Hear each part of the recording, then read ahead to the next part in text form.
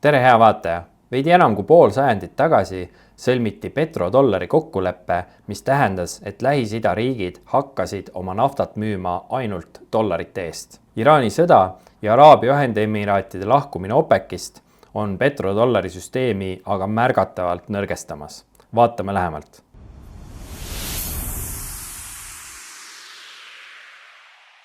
Viimane suur uudis Lähis-Idast on siis see, et Araabia Ühendemiraadid otsustas OPEC-ist lahkuda ja nemad olid siis OPEC-is liikmed enam kui 60 aastat. Ühtlasi Emiraadid on siis OPEC-is suuruselt 3. naftatootja ja reservide poolest 4. kohal. Nende endi sõnul oli tegemist siis strateegilise otsusega omada tootmise osas suuremat paindlikkust ja lisaks nad ütlesid siis, et praegu on hea aeg lahkuda, sest turul pole niikuinii piisavalt pakkumist. Ja siin on siis näha, kuidas Araabia Ühendemiraadid moodustavad 12,2% kogu OPEC-i nafta tootmisest. Esimesel kohal on siis Saudi Araabia 35%-ga. Saudi Araabia on siis selgelt OPEC-is juhtiv riik ja suuresti juhib ka OPEC-i poliitikat. Teisel kohal on siis Iraak umbes 15%-ga ja ülejäänud moodustavad siin umbes 38%. Toodangust mõnevõrra isegi olulisem on see, et kui suured on siis naftariikide teadaolevad naftavarud. Ja siin on samuti Saudi Araabia esimesel kohal, aga Araabia Ühendemiraadid on siis 4.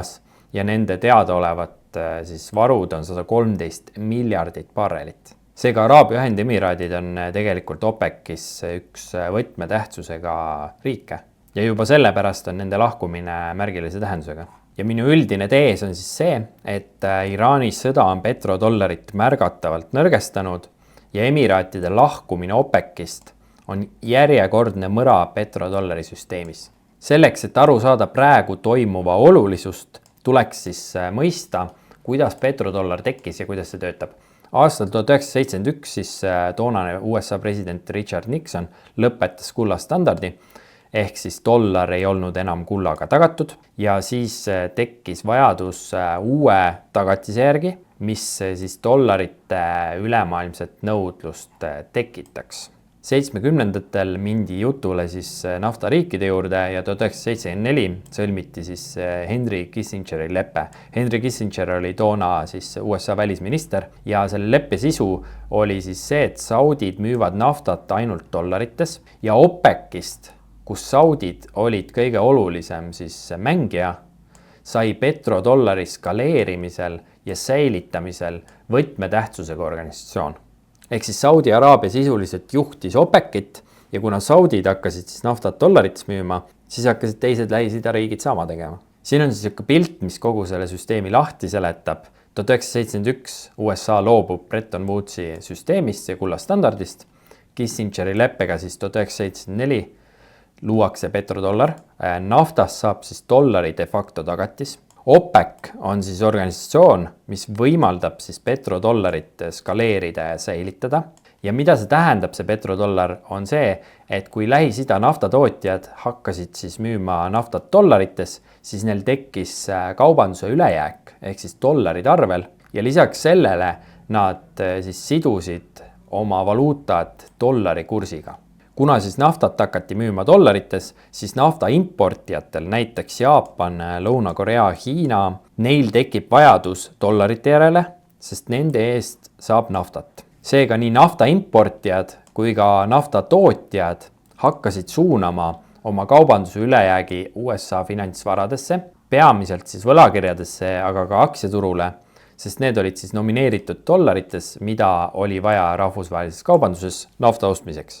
Ja kuna kõik hakkasid siis kasutama dollareid nafta ostmiseks, siis tekkis võrguefekt, kus oli mõistlik ka muus kaubavahetuses hakata kasutama dollareid. Pärast seda siis hakati dollarites kauplema ka teiste toorainetega, näiteks nikli, vase, paljude põllumajandustoormetega. Et sisuliselt see kinnitas seda, et USA dollar on maailma reservvaluuta. Siis sai USA peamiseks ekspordiartikliks dollarid, ehk USA hakkab siis eksportima oma inflatsiooni. Ja see on osalt ka põhjus, miks praegu on selline kaubanduse defitsiit USA-l, sellepärast et miks sa peaksid ise tootma kaupu, kui sa saad lihtsalt printida dollarid ja saata need teistesse riikidesse ja sealt tulevad siis kaubad vastu. Sest kogu see petrodollari süsteem tekitas siis nõudluse dollarite järele ja kuna teised kaubad olid ka dollarites hinnastatud, siis see võimendas seda dollarite nõudlust. Ja kuna USA-l on ainukesena dollarite printimise võimalus, siis ta saabki neid dollareid printida ja teistele siis kaupade eest saata. Ja teistel on vaja neid dollareid. Ja sisult tähendab see tegelikult siis inflatsiooni eksportimist. Ja praegu hinnangute kohaselt veidi rohkem kui 50% dollaritest, mis on üldse loodud, ringlevad siis väljapool USA-d. Petrodollari süsteemi hoiab siis üleval 3 sammast. Esiteks see, et naftat hinnastatakse dollarites või naftaga kaubeldakse dollarites. Teiseks, laheriigid investeerivad oma kaubanduse ülejäägi USA finantsvaradesse. Pluss siis USA müüb neile oma sõjatehnikat ja tehnoloogiat. Ja vastutasuks siis USA pakub ka julgeoleku tagatisi laheriikidele, ehk siis kaitseb neid. Ja siin lähiajaloos on nagu väga selge olnud ka see, et need riigid, kes on püüdnud nafta müümisel minna üle teistele valuutadele, on sattunud siis USA vaenlaste sekka. No näited on siin Liibüa, Iraan ja Iraak. Liibüa siis Gaddafi ajal, Iraan sisuliselt praegu ja Iraak siis Saddam Husseini ajal, kui Saddam Hussein tahtis hakata müüma tegelikult naftat eurodes.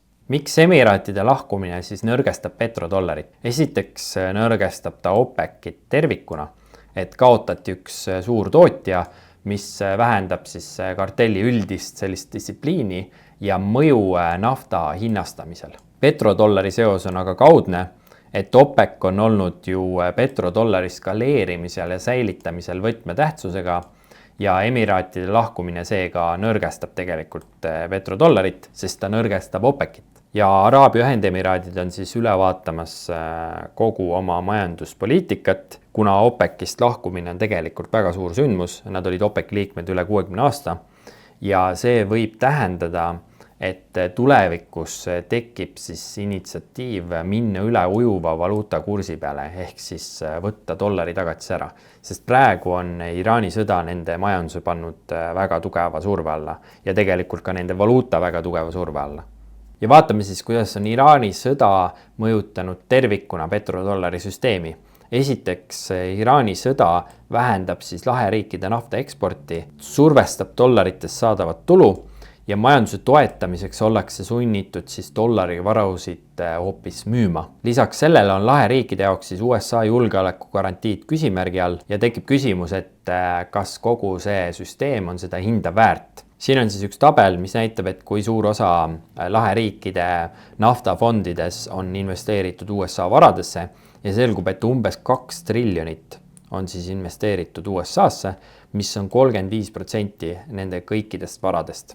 Ja no lisaks sellele on siis ka keskpanga reservid, mis on peamiselt siis paigutatud dollaritesse selle tõttu, et nende valuutad on siis seotud USA dollariga. Need riigid siis investeerivad USA aktsiatesse, võlakirjadesse ja alternatiivsetesse investeeringutesse, näiteks riskifondidesse, kinnisvarasse, infrastruktuuri. Ja nüüd tegelikult laheriikidel on tekkinud motiiv kas siis neid investeeringuid vähendada või siis peatada nende investeeringute suurendamine USA-sse. Siin on siis näha, et milliseid laheriike on Iraan rünnanud ja siin on selgelt näha, et sisuliselt kõiki laheriike, Iraaki on rünnanud, Kuveiti, Katari, Saudi Araabiat, Araabia Ühendemiraate, et tegelikult sisuliselt need julgeoleku garantiid, mis USA on andnud, on nagu vastupidi pööratud laheriikide vastu, et USA ründas Iraani ja need löögid siis tuleb vastu võtta just nendel laheriikidel, kelle julgeolekut peaks USA tagama, aga USA on tegelikult teinud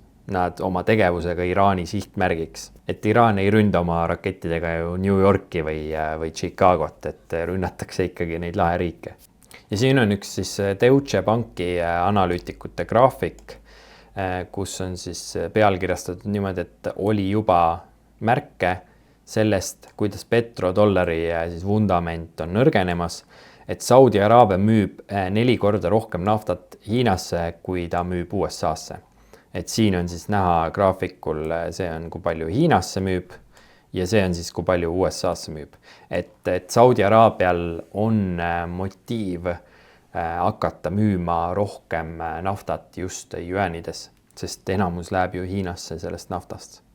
ja siin on üks huvitav artikkel ajakirjast Fortune, et siin räägib, et ökonomistide sõnul on laheriigid juba vaikselt oma kaubandust siis hajutanud juba enne siis praegust konflikti, kaubeldes naftaga USA dollari väriselt ja definitsiooni poolest siis on tegelikult petrodollari printsiipi juba rikutud, isegi kui sa natukene müüd. Ja dollari osakaal siis maailma riikide valuutareservides on langenud 25 aasta madalama tasemeni. Ja Saudi Araabia tegelikult on viimastel aastatel otsinudki samuti mooduseid, kuidas siis naftat jüäänides müüa. Ja mis on väga huvitav, et Saudi Araabia on üks olulisemaid osalejaid Hiina poolt loodud Enbridge'i digitaalsete maksete platvormil. See Enbridge'i projekt on sisuliselt alternatiiv Swiftile, mis on siis USA kontrolli all olev rahvusvaheline pankade vaheline maksete süsteem. Ja kui me vaatame, kes on võtmetähtsusega osalejad veel selles projektis, lisaks siis Saudi Araabiale, siis siin on samuti ka Araabia Ühendemiraatide keskpank. Ja Araabia Ühendemiraatide siis valitsusametnikud on hoiatanud, et nad võivad olla sunnitud kasutama naftamaksete jaoks jüääni või teisi valuutasid, kui neil saavad dollarid Iraani sõja tõttu otsa. Ja suurem pilt siis ongi see, et mitmed riigid nagu Venemaa, Hiina ja Iraan on juba praegu loonud või siis loomas maksekanaleid dollari vältimiseks nafta ja teiste kaupade puhul. Peamiselt on seda ärgitanud tegema siis USA poolt kehtestatud sanktsioonid. Pluss, mis on hästi oluline trend, on see, et laheriikidele antud julgeolekugarantiid enam praktikas nagu ei toimi. Need julgeolekugarantiid, mis USA on andnud, et nad on tegelikult just halvendanud laheriikide julgeolekut, sest Iraani pommid maanduvad ju nendesse riikidesse. Ja nagu ma näitasin, siis Hiina uue digiraha maksete süsteemiga Enbridge on liitunud nii Saudi Araabia kui ka Araabia Ühendemiraadid, mis näitab, et nad otsivad siis Swiftile ja dollarile alternatiive. Mis on siis kogu selle Lähis-Idas toimuva tagajärjed ja pikaajalised mõjud? Esiteks, laheriigid liiguvad siis suurema iseseisvuse poole ja ei soovi arvatavasti USA-st enam nii palju sõltuda. Teiseks, laheriikidel on siis põhjust vaadata aina rohkem Aasia poole ja kaaluda nafta müümist jüäänides ruupiates. See protsess oli siis käimas juba enne Iraani sõda. Kui hakatakse siis naftat müüma teistes valuutades, vähendab see vajadust hoida suuri dollarireserve nii nende riikide jaoks, kes naftat müüvad, kui ka nende riikide jaoks, kes naftat ostavad. Ja praegu veel ei saa petrodollari allakäik olema üleöö kollaps, vaid aeglane ja järk-järguline protsess. Muidugi on võimalik, et see protsess võib ka mingitel hetkedel kiireneda, kui näiteks USA-s tekib mingit sorti võlakriis. Ja kui me tuleme nüüd tagasi siia petrodollari süsteemi nende 3 samba juurde, siis esiteks nafta hinnastamine dollarites. Laheriikidel on aina kasulikum teha rohkem koostööd Aasia riikidega, avades tee nafta hinnastamisele jüäänis ja ruupias. Teiseks, laheriikide kaubanduse ülejäägi investeerimine USA finantsvaradesse. Võib olla oma tipu saavutanud ja toimumas on varade hajutamine USA-st eemale. Ja kolmandaks, USA julgeoleku tagatised laheriikidele, need on sattunud tugeva küsimärgi alla. Ehk siis kõik 3 need sammast, mis petrodollari süsteemi nagu elus hoiavad, on hetkel nõrgenemas. Ja kui panna kõik see asi nüüd laiemasse pilti, siis on see osa pikaajalisest dedollariseerimisest, ehk siis dollar kaotab oma reservvaluuta staatust. Ja positiivne on siis see eelkõige reaalvaradele, mis pakuvad kaitset ja on geopoliitiliselt neutraalsed. Ja lisaks sellele siis petrodollari edasine nõrgenemine paneb surve alla dollarites nomineeritud varad. Aitäh kõigile, kes seda videot vaatasid. Näeme juba järgmises videos.